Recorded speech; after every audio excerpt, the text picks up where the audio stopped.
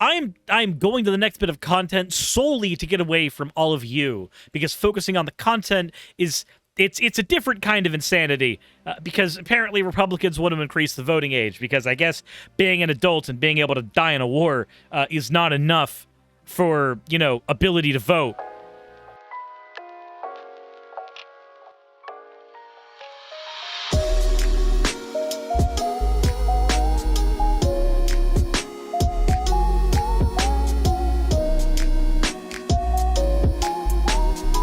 Anywho, let's go ahead and get into the first bit of fan art here. This one is from Trinity Tronos, who also did the comic that I voiced over about a week ago. If you have not checked out that yet, please do so. I would like to get some more work in doing some stuff with my voice acting chops, basically. But this looks fantastic. I think it's cool. I like the filtering on it. I'm going to move on to the next one. This one is from Jaden. They said this is supposed to be Suris drawn in a Lysonian, a country made up partially based on real countries, traditional outfit. The text says, in order, Dojo, meaning hammertail, Suris, which will be pronounced Suris in Lysonian, god of cats and shapeshifting. I forgot the jacket and arm warmers before coloring. Sorry. I tried to make it look like an old painting or a Cole sketch. Sorry for the wordiness. I'm just proud of this fan art, as it is the first one I made for the channel. Have a good day. Well, you know what? It looks fantastic, and I got Homestuck vibes again. And I'm apparently never escaping that fandom. The next one we have here is from Razdaz. Said, heyo, used to be Artsy OT, but it was feeling stale, so now my new username is Raspberry Daz on Twitch. Been practicing on Vroid lately and made an attempt at Slime Cat Suris using the program. Here is a little compilation of renders of the model. This looks fantastic, and I hate how tempted I am to just be like, I kind of want to buy this model from you. I hate that I am tempted to do that, because I've already paid half of the payment to Bonbonberry for the 3D model there, and I would be using Bonbon's model, but having one of these on the side, I don't know if I would mind that at all. This looks fantastic.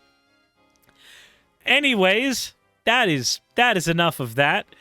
As always, everyone, thank you all for your fan art submissions. If you want your fan art to be shown in a future video, please remember to drop it into the fan art section of the Discord. With that all said, let's go ahead and get right into the content itself, because we got some stuff to talk about.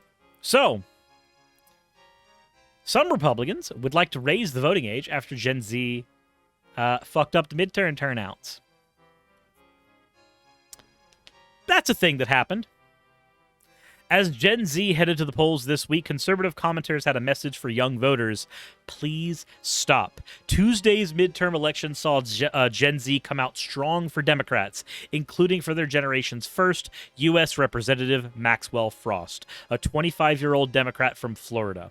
The young blue bloc left Fox News personalities dismayed, with other conservative voices suggesting that the minimum voting age should be raised from 18 to 21 or even 28.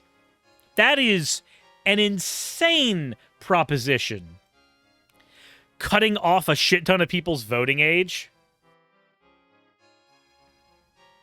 They went on to say the fact that these youth voters are coming in so strong in an off year is very concerning. Said Fox News commenter Jesse Waters on Wednesday night. It looks like they've been brainwashed. This new generation is totally brainwashed, because a lot of these single women who vote 37 spreads for Democrats are teaching all of our younger generation in these schools that they're polluting their minds, and then they grow up and they're in their 20s and they vote for leftists. God, these people couldn't point a leftist out in a crowd of fascies.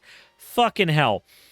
Exit polling shows strong youth support for Democrats, typically on issues like climate change, reproductive rights, and guns. Voters aged 18 to 24, all of whom fall into Gen Z, voted 61% for Democrats, while the 25 to 29 age group, some of whom are Gen Z, voted 25% blue. Research by Tufts University's Center of Information and Research on Civic Learning and Engagement suggests that 27% of people aged 18 to 29 voted in the election. It's the second highest youth turnout in midterm history. Frost, the newly elected representative from Florida, said his generation is fired up over the overturning of Roe v. Wade and economic issues like student debt. Wow! It's almost as if this is a whole lot of fucking around and finding out. You take away a woman's right to choose, and then suddenly an entire generation of people who thought they would have rights to their own bodies decide, no, let's go ahead and fight that. I keep seeing channels and people popping up doing debunks on people's rights to their own body, and it doesn't make any sense to me. Would you want your body violated? Would you want your body forced to be utilized for the benefit of someone else for an extended period of time? Is that a thing that you want? Do you like that kind of biological enslavement? Do you get off to it? Is that what happens? Orical, thank you very much for redeeming your points for an owl. But the question still remains there. If you're pro-life, why? And not in the, why do you think that the baby's life is important? I don't give a fuck. You don't know that baby. You don't think their life is important. I'm sorry. Whoever told you that you value that thing, no the fuck you don't. There's not a person there yet, and even if you think there is, there's nothing significant there in and above a fucking sperm jammed into an egg, okay? So, if we can agree that whatever reason you give initially on your right to life thing is very, very likely whatever rhetoric you have been fed, I want to know the real reason past that. So what is your secondary reason, which I would conclude is probably the primary reason? I don't know. Personally, I think people's rights to their own bodies are important. And I don't value the potential life of a person who hasn't been born yet at all. I prescribe a value on that person of zero, of nil, of nothing. There is absolutely nothing I posit there in terms of what that person is worth. They've done nothing, they've experienced nothing, they are nothing as of currently. If the mom thinks they're important, I don't give a shit. It's the mom's decision that matters anyway. So, you know, whatever. I don't know. Roe v. Wade rant over. I guess that's just one of those things that farks with me a little bit, almost as much as people dropping subathon money early and trying to get me to sing. Anyways, Frost, the newly elected representative from Florida, said his generation is fired up over the overturning of Roe. We see that young people see the economy through a very specific lens, looking at things like crushing debt, not because we lived beyond our means, but because we've been denied the means to live, Frost told the Daily Beast. He pointed to Joe Biden's student debt relief program as a win with young voters. Other Fox News stars acknowledged the right's weakness with young people. We have to win over voters outside of our traditional values, our traditional base, Fox News host Laura Ingraham said on her program on Wednesday night. That means young people too. Young voters' support for Democrats actually softened between 2018 and 2022. Democrat support among 18 and 29-year-old between the 18 to 29-year-old age cohort dropped 7 points between the last two elections, but virtually all demographics swung right in this election, with Democratic backing taking a larger hit on over other age groups, like the 30 to 44 age groups. Other conservative voices were less rosy on winning the youth vote. In a now viral series of tweets, anti-Muslim activist Bridget Gabriel suggested barring America's youngest voters from the polls. She said raise the voting age to 21, and then said that we were promised a red wave and we got a red puddle. That feels like being a child and throwing a tantrum because you didn't get what you wanted. But that's just me. She went on to tweet that Generation Z thinks doing drugs in the street should be legal. Hey, guess what? Yes, it should be. I say that fully unironically. If we agree, you and I, that making drugs illegal does not stop people from getting the drugs, and we agree, you and I, that making drugs illegal creates a black market for those drugs, then we should probably agree, you and I, that the structure of society that is built when we make those drugs illegal is worse than just having them be legal. Personally. Now I understand that we should be doing things to curb addiction, and we should be doing things to curb the negative effects of several addictive substances, including some of the worst drugs out there on the market. I wholly understand. But if we can agree, you and I, that people are going to get those drugs no matter what, they're going to find a way to, getting those drugs off the street ain't going to do shit. It still gets into people's hands. If they don't get the fentanyl, they go and get meth. If they don't get the meth, they'll go and get cocaine. If they don't get cocaine, and the list goes on. People will find ways to get high. They will find ways to chase that. Making things illegal and dedicating a significant amount of your police force into trying to solve that problem that way doesn't do shit. Yeah, one of the worst case scenarios is they go and get crocodile.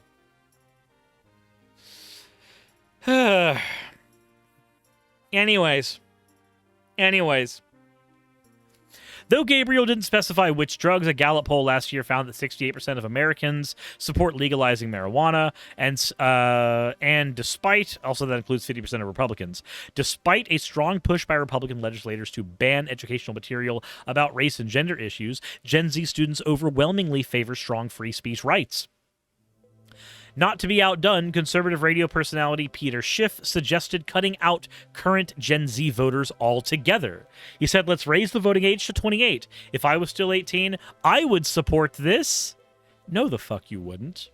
Nobody would willingly support the stripping away of their own personal rights, but at the same time, I know that there are people who will find ways to suggest that them losing all of their free will, all of their ability in the social sector, is actually a good thing, don't you know? The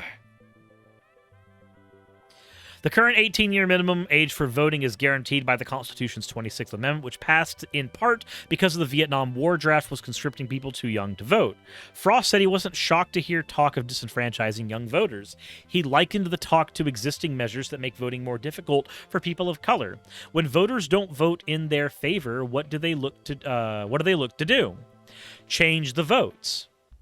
Change the electorate, change the people who can vote. That's why we see these horrible voter suppression laws championed by the GOP, who suppress the votes of blacks and browns people, to put it bluntly. I think the GOP is doing the calculation. Half these people can't vote yet. What did this mean for us in the future? So that's where I got to throw it back to you guys. Cutting the voting age down, you think it's a good idea or a bad idea? For me, I think it's a bad idea. I think the minute that we legally recognize you as an adult, the minute that we say this person can be drafted for war, this person can go into the workforce, this person can graduate high school, this person is expected to strike out on their own, the minute that we start saying that that person is not allowed to be part of the democratic process, they're not allowed to be part of the process that governs our country, at least ostensibly, the minute we start disenfranchising that voter, what the fuck do you think that voter is going to do instead? If they are not allowed to participate in democracy with their voice, when they are allowed to participate in a war for your vice, my question would be, what kind of violent tendencies would you expect to strike out from a group of people whose rights are stripped away and do not have any avenue to exercise any authority in their own rights? I think that's a quick way to get a very, very violent youth. That's a way to get a lot of bodies piled up. I'm not saying that is a threat, and I'm not saying that is a thing that guaranteed would happen. but I know what a caged animal looks like. If you back a generation of people into a corner and make them powerless to change their circumstances, or even make them powerless to feel like they can change their circumstances, then you are going to get people who try to change their circumstances in a different, less legal, and much more violent way.